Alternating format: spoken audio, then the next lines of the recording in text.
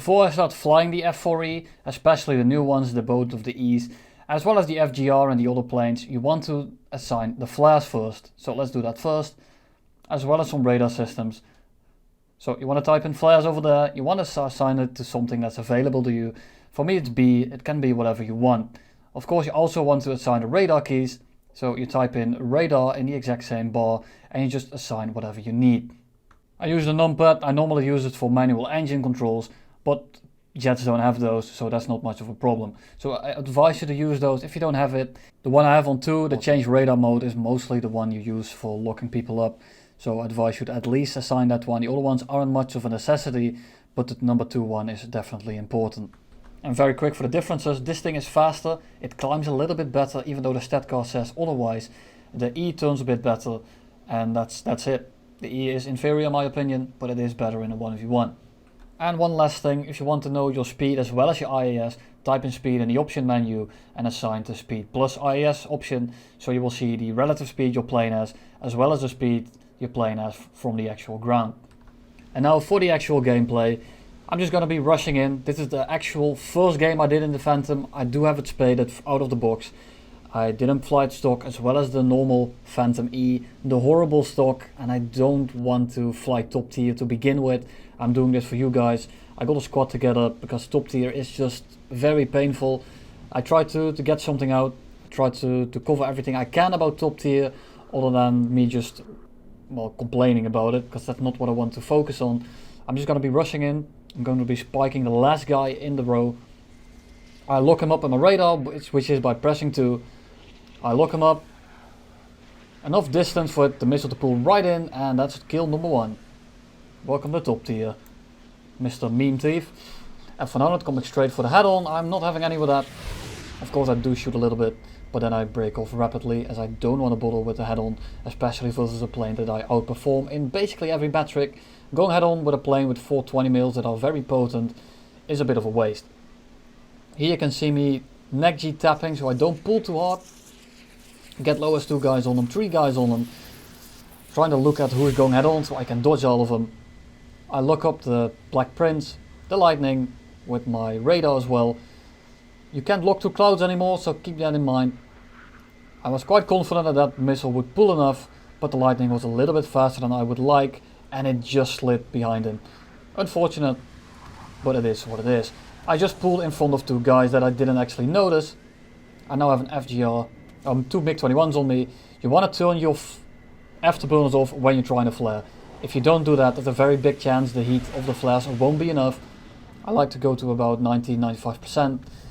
They broke off luckily, but mostly in top tier, people will just stick on your ass and they will not let you go. Right now I'm trying to get some separation, get some altitude, so if they try to turn for me, they will stall out. Of course this is risky, because if those MiG-21s are trying to pitch up for me and start lobbing missiles at me, I'm very slow and I might not be able to dodge the missiles. But they were occupied, so I wasn't expecting them to go straight up. Locking up the Lightning, this time he was slow enough for me to pull off that shot. Back on the afterburner. This time I'm looping horizontally to not bleed as much speed, as I'm very worried one of them will turn around, pitch up for me and lob a missile my way. And at this point I have to decide who I want to kill. And the MiG-21 is going to pose much problems in the long run. He has missiles, I don't want to deal with that. I go for him, I miss him unfortunately. And now I look at the MiG-21 and what he's going to do. He doesn't seem to be going for me, so I can extend away for a little bit. Then he goes for me. I'm outrunning him very rapidly, so I'm not too worried about a missile right now, because I will probably outrun it.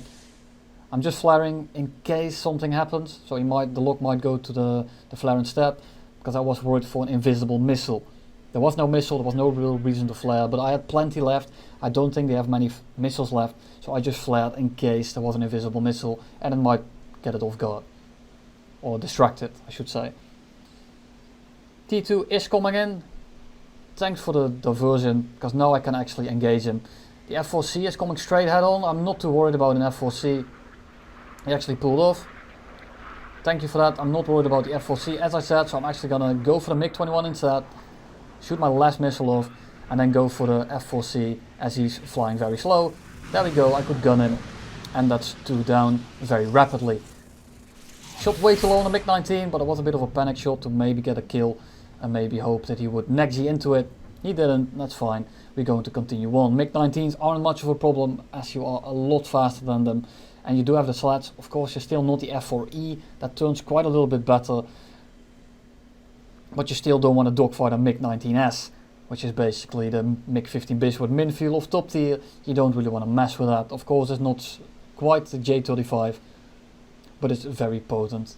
Anyways, he's engaged on the T2, which again is just distracting everyone, which is perfect. He's turning straight. I zoom out so I can actually see him, because these speeds are too fast to zoom in mostly with these kind of shots, because he will be off my camera. MiG-21 coming in. Just gonna go head on at this point. I have plenty of ammo, 200 rounds per kill, which is very much sufficient. I will outrun him, because he will rip at around 1350, 30, not too sure. I'm not very knowledgeable when it comes to top speed and stuff like that. As in top tier, most of that isn't much of an actual thing, because the moment you outrun someone, you get missiled, you have to turn. And when you have to turn, guess what happens? You bleed speed and they will catch you. Some planes like this one, as well as the FGR, I believe, don't quote me on that, are kind of excluded from that rule, because they have so much power and so much top speed that after they bleed some speed and they have the flares to not pull fully, they can run away again.